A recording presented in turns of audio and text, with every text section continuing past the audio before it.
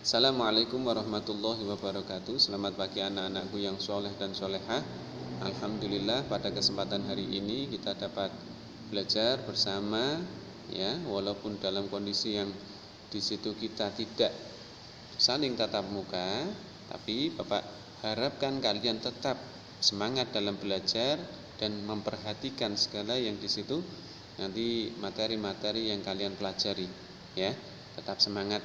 Nah, yuk kita akan pelajari tentang tema 3, ya.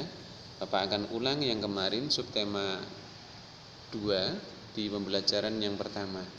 Ya, yang kemarin kita masuk di muatan bahasa Indonesia, yaitu mengidentifikasi kalimat efektif dalam teks eksplanasi.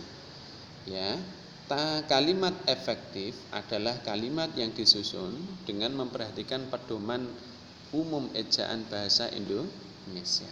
Nah, dalam menuliskan kalimat efektif, kamu juga perlu memperhatikan penggunaan kata baku.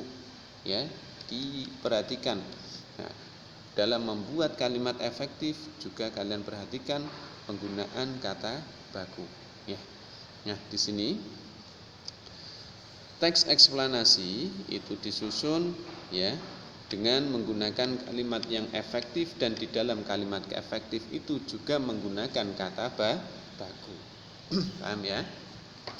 Terus kita masuk pada muatan IPA. Ya, mengidentifikasi rangkaian listrik paralel. Ingat kalian rangkaian listrik paralel? Ya, rangkaian listrik di mana alat-alat listriknya tersusun bercabang. Nah, pada rangkaian paralel, jika aliran listrik ke salah satu alat listrik diputus, ya, alat listrik yang lain belum tentu ikut padam. Nah, contoh bisa kalian perhatikan di ruangan-ruangan rumah kalian, itu kebanyakan di rumah itu menggunakan rangkaian listrik paralel. Ya, ketika lampu kamar kalian matikan, ya, lampu-lampu yang lain itu tidak ikut padam.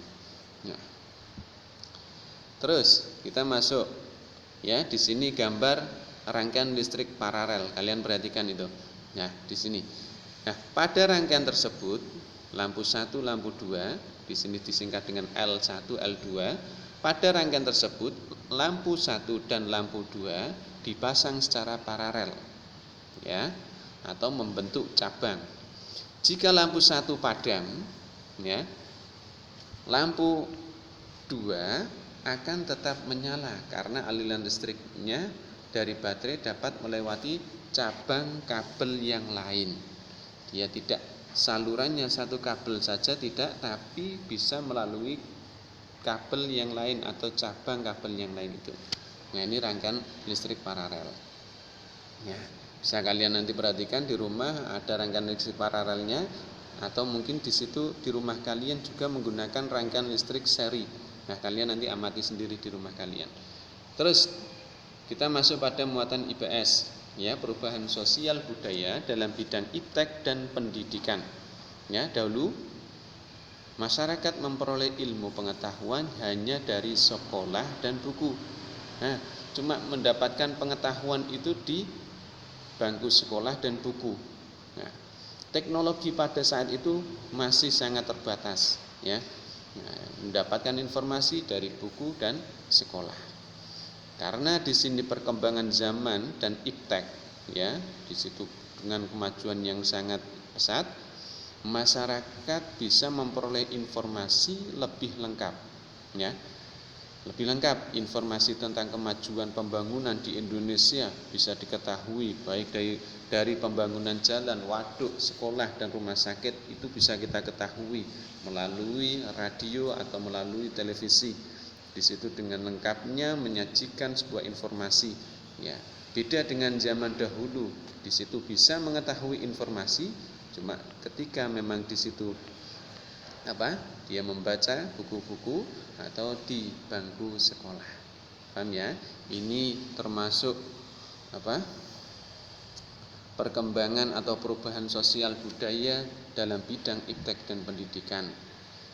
Nah, yang kemarin untuk pembelajaran yang pertama yang Bapak tugaskan itu adalah kalian membuat atau menggambar rangkaian listrik paralel.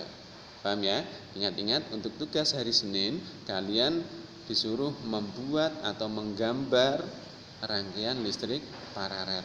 Nah, sekian dari Bapak. Terima kasih.